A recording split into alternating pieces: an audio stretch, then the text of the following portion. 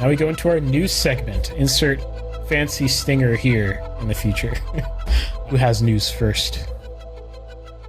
A tad bit of news. I can't elaborate much on it, but Blender 3.0 has come out. If you don't know, Blender is 3D modeling software, and as I mentioned before, I used to do a lot of 3D modeling, so I'm very well acquainted with it. Yes, 3.0 came out, which is a major release. I don't know much about what's in it, which is very odd. Usually I'm very up to date on exactly what every single update of Blender does, but as I haven't been using it frequently, I don't actually know. But I will look it up right after this episode. One thing I keep seeing is that people keep mentioning the fact that the UI has changed, and they're saying it's a good change.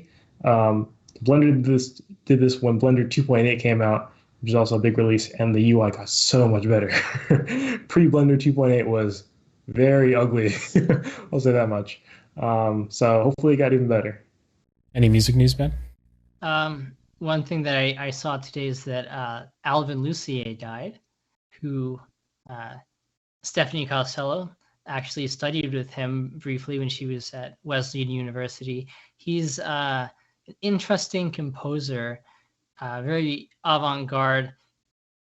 You almost question whether you want to call him a composer or like kind of a scientist of sound.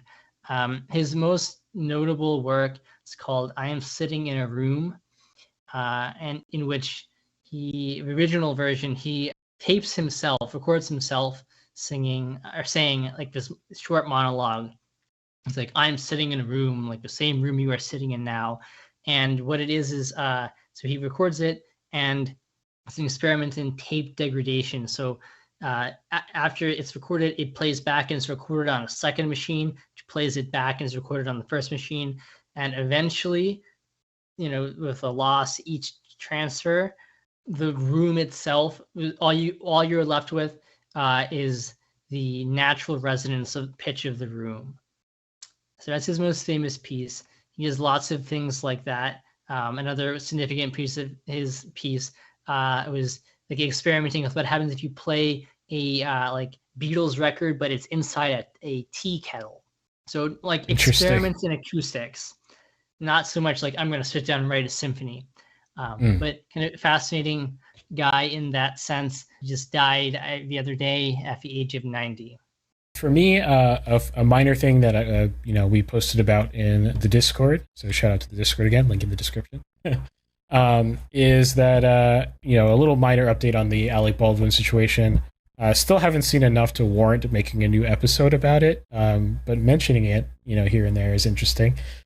We left off last time at discovering that potentially the armor wasn't there. Seems like that might be true. We'll see.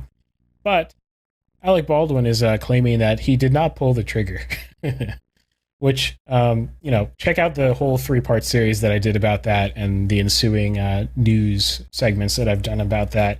But, it doesn't really help his case. I think what really happened here is that he realized that it was really a bad idea to talk as much as he had talked afterwards about what happened. And it was a really bad idea to comment about what happened. And so he's trying to remove some culpability for what happened by saying that his finger was not on the trigger, that he did not pull the trigger, that the gun, I guess, just went off on its own, which does not help his case at all because there's a whole chain of events before then that he's also responsible for that this one thing does not absolve you of. Just like it wouldn't absolve me if I went to a shooting range tomorrow and I didn't pull the trigger and the gun went off by some... Honestly, that is not even practically, possible usually, but whatever. Let's just roll with it.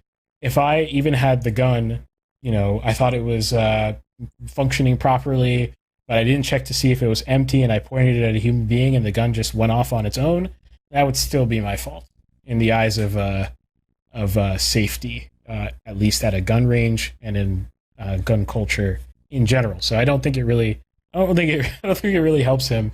And reckless homicide just requires that you acted recklessly intentionally. That's what he's trying to avoid, and I don't think he's really avoiding it. So there's that. I think it's an idiotic thing. I think he should just stop talking. Just stop talking. Don't talk anymore. Would be the best option for him. The other piece of news, sort of going on the economic stuff I talked about last time, I really, really think that you should check out. You might think that you're safe and good and everything, but I made a formal prediction. I've only done this once before. Formal prediction, not financial advice, but a formal entertaining prediction. A formal entertaining prediction where I talked about inflation and how it was not transitory and everything like that. And last time I talked about inflation, you could just look up inflation on our channel or in our podcast or wherever you are to find the discussion on that as well. It's still continuing to be as bad as we think it's going to be. It looks like we might be avoiding wage price inflation, but we'll see about that. But I really highly recommend it that if you're an artist and you expect to be striking it out on your own, or any entrepreneur expect to be striking out your own anytime soon, go check out that video, listen to what I'm doing, and then use your own brain to figure out if you would like to copy me, which is never financial advice and always only entertainment. There's that. Don't sue me. That's pretty much all I've got. Hollywood keeps making a bunch of boring remakes that like just make me want to keep getting a larger and larger Blu-ray collection, which I'd rather not be. I'd rather be, well, I mean, I'm fine with the Blu-ray collection, but I'd also rather feel inspired to get off my butt and go into a theater. Definitely going to see Dune in the theater. That's just a scheduling problem with me being able to do that. But other than Dune, I mean, talk about an uninspiring lineup. A lot of remakes that barely make money, and they'll keep doing them because they're so cheap to make and easy to make and predictable. But that is my mini rant. That's it for me for news. Looks like we don't have any additional hot takes. So I think it's time to sign off. We didn't miss anything, right? No, okay. Other than Stephanie Costello saying that Alvin Lucier was a fascinating teacher 40 plus years ago. Yeah. I mean, it sounds like it from the topics that he was covering for sure.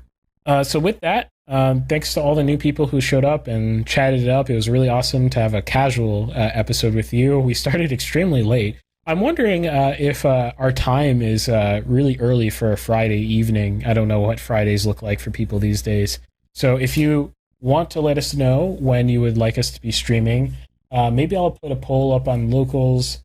Maybe I'll put a Discord too, definitely. Yeah, Discord or something. Yeah, post on Discord, see what time people like us to be live. Normally we start at 7 p.m. instead of basically 8 p.m., which we started today because we had so many technical problems. And so normally we're ending by 9. So if you're like, oh, this is prime time for me listening in the background, we're not normally streaming at this time. So, let us know if you like streaming later into the night better, and then we'll definitely do so. Other than that, the Discord's the pop-in place to be. Link in the description. Wherever you get your podcasts, you can listen to everything here in post. It gets edited down. What happens to this stream is it gets taken down after the live stream comes down. Meaning you won't be able to see it unless you're a Locals member, in which you get access to the full live stream. What ends up happening is I take it down. I put the link on Locals, the permalink essentially on Locals, where you can go see it. And only you can see it if you're on Locals. Then I go ahead and edit it for all the weird stuff we say or like whatever needs to be edited out for brevity, and then repackage it into its podcast form. It then goes back out on YouTube and on the podcasting platforms and on Rumble.